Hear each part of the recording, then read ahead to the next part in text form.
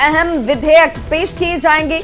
बिहार खेल विश्वविद्यालय संशोधन विधेयक आज पेश होने वाला है। साथ ही साथ बिहार सरकारी परिसर आवंटन संशोधन विधेयक को भी पेश किया जाएगा। तो आज का यह दिन इन दो विधेयकों के लिहाज से देखा जाए तो बेहद खास और महत्वपूर्ण, जहां पर बिहार सरकारी परिसर आवंटन संशोधन विधेयक पेश किए जाएंगे। सदन के पटल पर ये दोनों ही विधेयक पेश होंगे।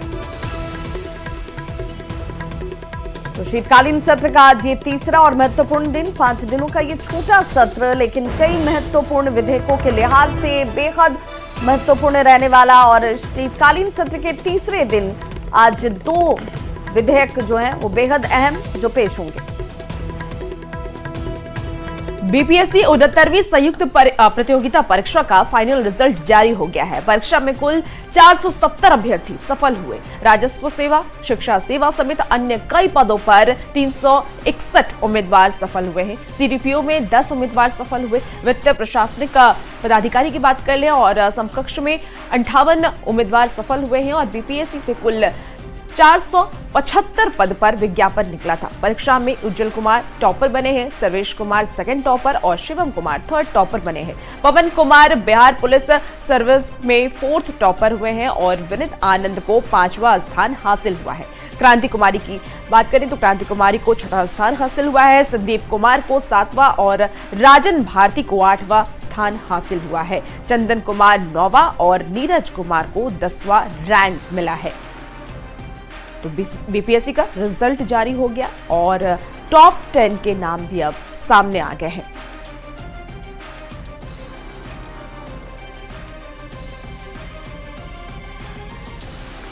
तो ऐसे में इस बीपीएससी 69वीं परीक्षा को लेकर राजस्व सेवा, शिक्षा सेवा में 361 अभ्यर्थियों को सफलता हासिल हुई। सीडीपीओ की अगर बात करें तो 10 उम्मीदवारों ने यहां पर सफलता अर्जित की और कुल 475 पदों के लिए इस पर निकाला गया था आवेदन। और अब इन टॉपर्स के नाम आपके टीवी स्क्रीन पर, जिन्होंने यहां एक कीर्तिमान स्थापित किया है बीपीएससी 69वीं सर्विस में।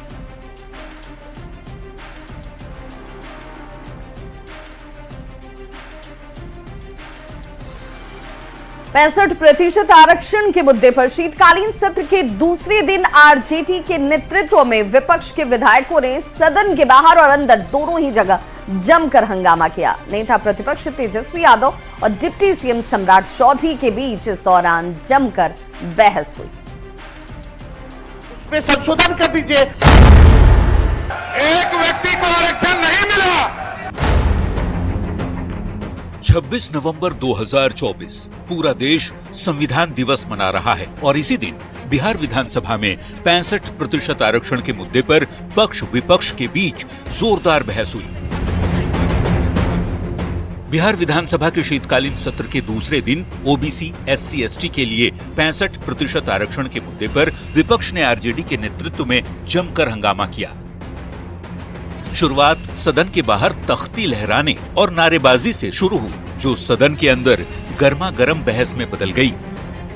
नेता प्रतिपक्ष तेजस्वी यादव ने पिछले साल विधानसभा में आरक्षण बढ़ाने के फैसले को केंद्र सरकार के 9वीं अनुसूची में नहीं डालने के फैसले पर सवाल उठाए थे और बीजेपी पर आरक्षण को बढ़ाने के खिलाफ कोर्ट में व्यवधान पैदा करने का भी आरोप लगाया था।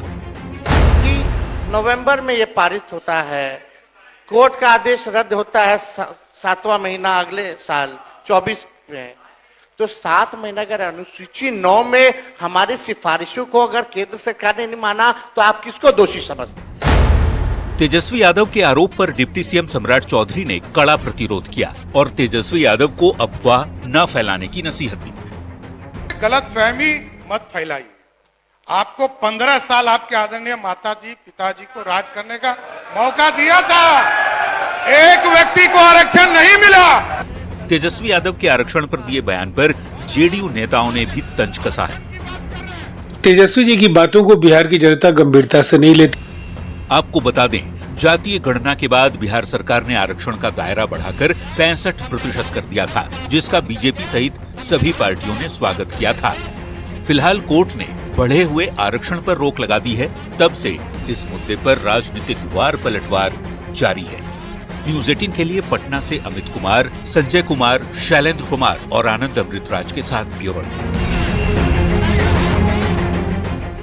और अब बात शराबबंदी पर उठ रहे सवाल की। विधानसभा में नेता प्रतिपक्ष तेजस्वी यादव से शराबबंदी पर सवाल उठाते हुए सरकार से पूछा कि राज्य में साल 2016 से कठोर कानून लागू है, इसके बाद भी राज्य में शराब की बिक्री कैसे हो रही है, जिसका जवाब सदन में ग्रामीण विकास मंत्री श्रवण कुमार ने दिया।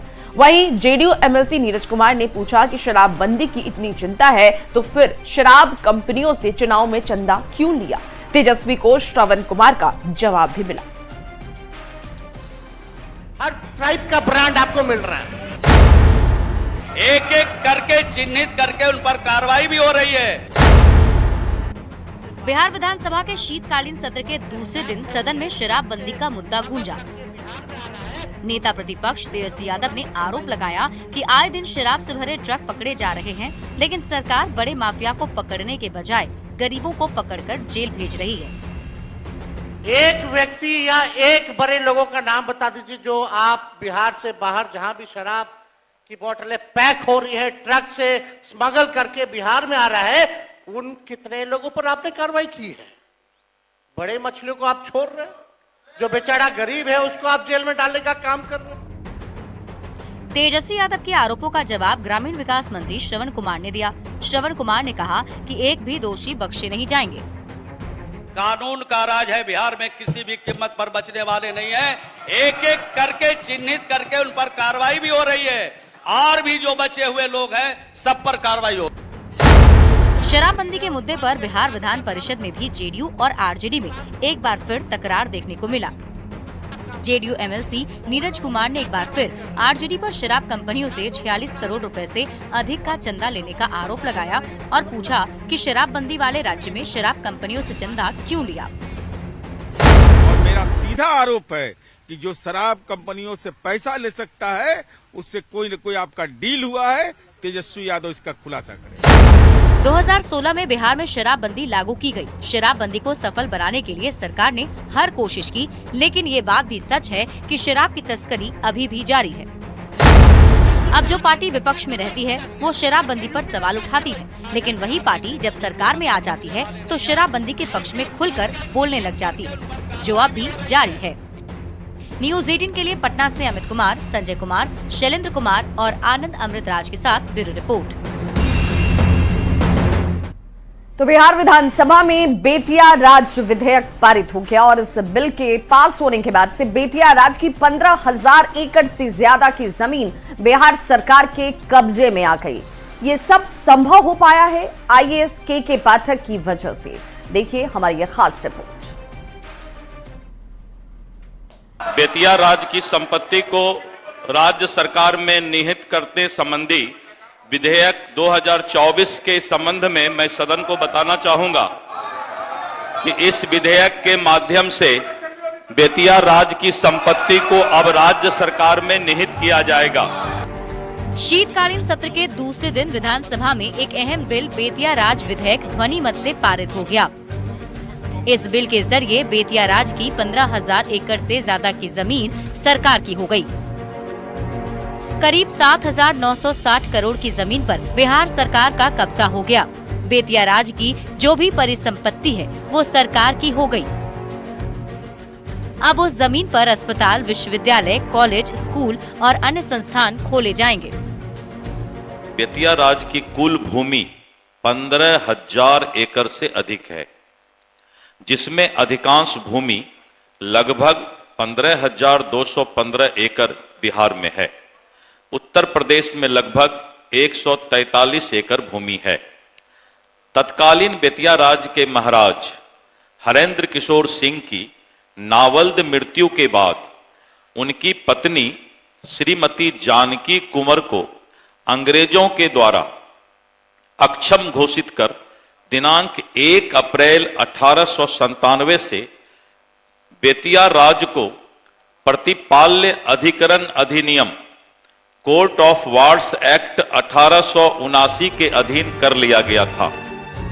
बिहार में बेतिया राज्य की कुल भूमि 15,215 एकड़ है, जबकि उत्तर प्रदेश में 143 एकड़ जमीन है। बेतिया राज्य की 60% जमीन पर माफियाओं का कब्जा है। राजस्व बोर्ड के अध्यक्ष के पाठक ने अपने आदेश में कहा था कि राज्य सरकार बेतिया राज्य की पूरी संपत्ति को अपने कब्जे में लेने पर विचार कर रही है। इस जमीन पर कब्जे में आईएएस के पाठक की अहम भूमिका रही है। के पाठक के प्रयास से ये संभव हो पाया। कुछ लोगों ने 100 एकड़, कुछ लोगों ने 150 एकड़ और बड़े बड़े सफेद पोस्ट लोग सब हैं जिन लोगों ने इनको घेर करके रखा है या कब्जा करके रखा है। उन सब को जो है के पाठक जी हमारे राजस्व परिषद में इस काम को देखेंगे और हमने एक अच्छे ईमानदार पदाधिकारी को उसमें लगाया है।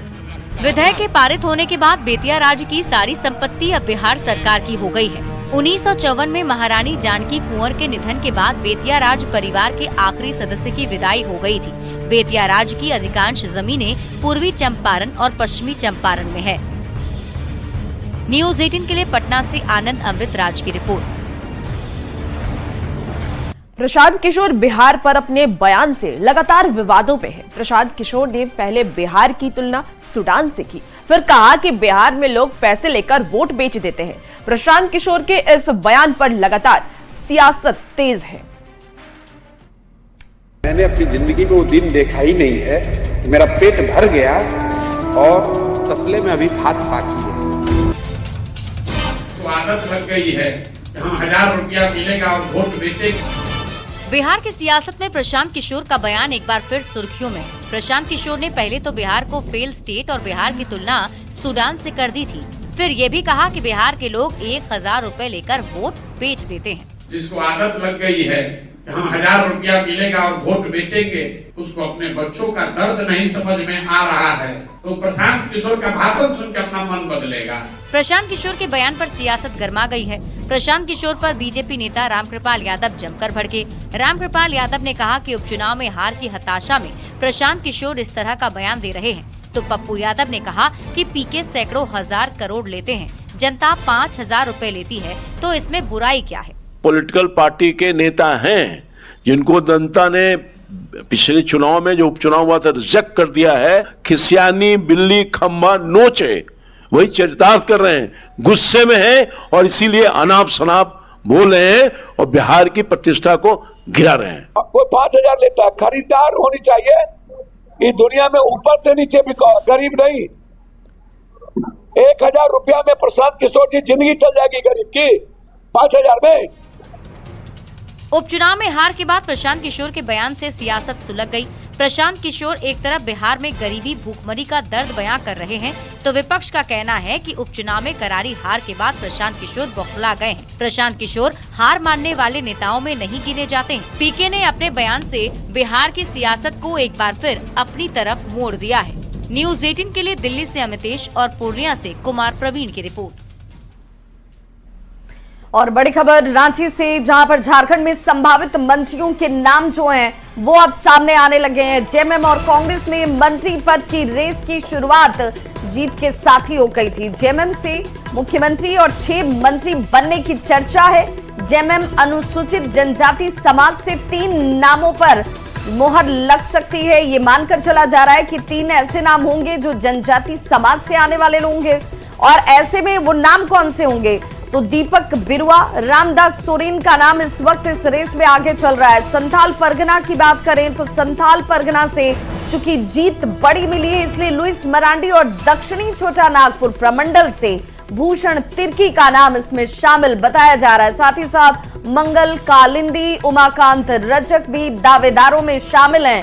मथुरा महतो और योगेंद्र प्रसाद का नाम भी इस रेस में जोड़ा जा रहा है। सविता महतो, सुदिव्य कुमार सोनू का नाम भी चलता हुआ इस रेस में। अल्पसंख्यक समाज से अगर बात करें तो अल्पसंख्यक समाज से हफीजुल हसन का नाम लगभग तय माना जा रहा है। सामान्य कोटे में अब रुक करते हैं तो सामान्य कोटे से जेएमएम की तरफ से अनंत प्रताप देव का नाम चर्चाओं में शामिल है। वहीं कांग्रेस से कौन से नाम है जरा वो भी देख लीजिए। रामेश्वर उरांव, शिल्पी नेहा तिर्की, राजेश कच्छप और नमन विस्कल कोगांडी के नाम इस रेस में चलते हुए, जिसमें अनुसूचित जाति से सुरेश बैठा और राधा कृष्ण किशोर का नाम बताया जाता है। ओबीसी समाज से आने वाले प्रदीप यादव और ममता देवी के नाम की भी खूब चर्चा है। अल्पसंख्यक समाज से बात करें तो निशत आलम और इरफान अंसारी का नाम शामिल माना जा रहा है। सामान्य कोटे से दीपिका पांडे सिंह और जयमंगल सिंह का नाम बताया जाता है, जो इस रेस में इस वक्त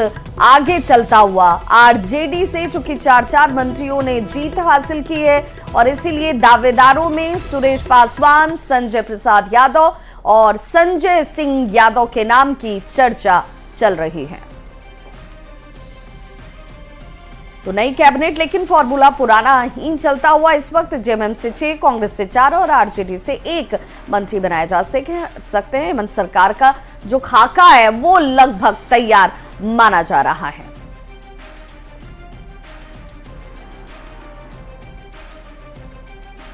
झारखंड में हेमंत सोरेन नई सरकार बनाने जा रहे हैं। दोबारा सत्ता में आकर इतिहास रचने वाले हेमंत सोरेन की कैबिनेट में शामिल होने को लेकर के लॉबिंग अब तेज है। क्षेत्रीय संतुलन से लेकर जातिगत फैक्टर पर फोकस करने की चर्चा तेज है। नई कैबिनेट में किन चेहरों को मिल सकती है जगह, ये रिपोर्ट के जरिए समझिए।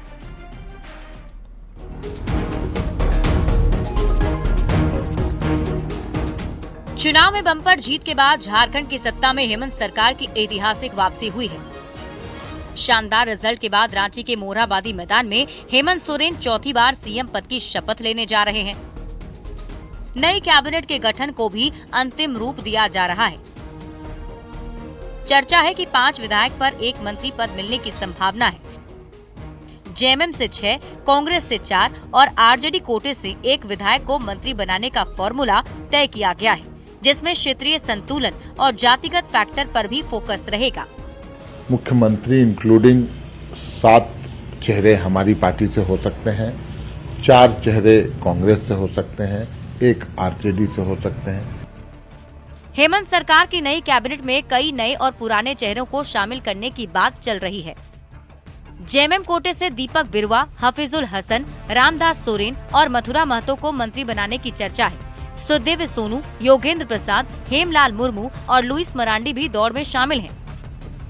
कांग्रेस कोटे से रामेश्वर उरांव, इरफान अंसारी, दीपिका पांडे सिंह को फिर से मौका देने पर विचार किया जा रहा है। प्रदीप यादव, अनूप सिंह, शिल्पी नेहा तिर्की और नमन विक्सल कोंगारी के नाम की भी चर्चा है। जबकि आरजेडी कोटे से सुरेश पासवान या संजय प्रसाद यादव को मंत्री बनाने की बात चल रही है। हम लोग सभी वर्ग के लोगों को और सभी क्षेत्र के लोगों को प्रतिनिधित्व देने का काम करेंगे। हमारे जो मंत्री होंगे, हमारे विधायक दल के नेता होंगे, हमारे मुख्य सचेतक होंगे, ये 5 प्रमंडल में निश्चित रूप से हम लोग इसको प्रतिनिधित्व देने का काम करेंगे।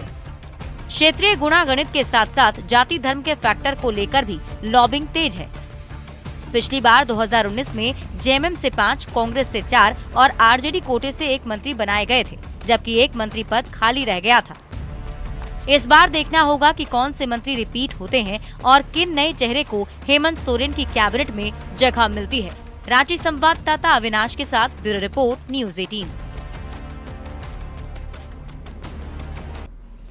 तो झारखंड विधानसभा में इस बार कल्पना सोरेन जेएमएम का महिला चेहरा होंगी, तो उनके जवाब में बीजेपी भी किसी महिला चेहरे की तलाश में है। झारखंड विधानसभा में इस बार 12 महिला विधायकों का दबदबा दिखेगा। इनमें से सबसे बड़ा नाम किसी का है तो वो है कल्पना सोरेन का। इस बार जेएमएम के साथ साथ गठबंधन की शानदार विजय में उनकी भी बेहद अहम भूमिका रही। ऐसे में कल्पना सोरेन को जवाब देने के लिए बीजेपी भी पार्टी की 4 महिला विधायकों में से किसी बड़े चेहरे को आगे कर सकती है। बनाया तो महिलाओं के लिए तो हमारी विशेष हमेशा फोकस रहती है। लीडरशिप में भी हम महिलाओं को मौका देते हैं, सामूहिक लीडरशिप होता है साहब, तो किसी एक व्यक्ति विशेष का नाम नहीं लेकर बीजेपी हमेशा सामूहिक जो है वो नेतृत्व पर विश्वास करती है। एक तो 33% महिलाओं के लिए आरक्षण लोकसभा में है, अभी लागू नहीं हुआ है, क्योंकि नया परिसीमन होगा तो लागू होगा। तो अच्छी बात है कि महिलाएं राजनीति में आए, आधी आबादी है उनकी। अभी तो 12 ही आई हैं हमारे यहाँ, 81 में 40 आए, 35 आए, 36 आए। सवाल है कि झारखंड विधानसभा में जेएमएम विधायक कल्पना सोरेन का मुकाबला करने के लिए बीजेपी के पास आखिर कौन है? इसका जवाब जमशेदपुर पूर्वी सीट से चुनी गई पूर्णिमा दास साहू के रूप में सामने आ रहा है। कल्पना सोरेन की तरह पूर्णिमा साहू भी पढ़ी लिखी हैं, दोनों मिलनसार हैं, जनता के बीच दोनों की पैठ भी है। पर जेएमएम का कहना है कि कल्पना सोरेन की बराबरी इतनी आसान भी नहीं है। शक्ति को मैं सलाम करता हूँ। पूर्णिमा दास साहू जी भी आगे आए और भाजपा को आगे करना चाहिए। वो भी महिला है, सामर्थ्यवान हो सकती हैं, उनमें भी कुछ छुपी हुई प्रतिभा हो, उसका भी सामने आएगा तो तब आकलन किया जा सकता है। जो पूर्णिमा दास है वो बहुत ही एनर्जेटिक है वो, और अगर उसको मौका मिला तो वो भी कुछ करिश्मा दिखा सकती है। अब यह मौका आगे मिलने की बात है। कल्पना जी को मौका मिला, वो टीचर थी, स्कूल चलाती थी, वो उसको मौका मिला, उसने कीर्तिमान स्थापित किया। जाहिर है इस बार सदन में कल्पना सोरेन और पूर्णिमा दास साहू के साथ साथ 12 महिला विधायकों का जलवा दिखने वाला है। झारखंड के इतिहास में अब तक सबसे ज्यादा 12 महिला विधायक चुनकर पहुंची हैं। ऐसे में बीजेपी की पूरी कोशिश होगी कि वह कल्पना सोरेन के मुकाबले एक तेज तर्रार चेहरा खड़ा कर सके, ताकि बीजेपी की सियासी गृहस्थी किनारे लग सके। कैमरामैन संजीव तिवारी के साथ संजय कुमार सिन्हा, न्यूज़ 18।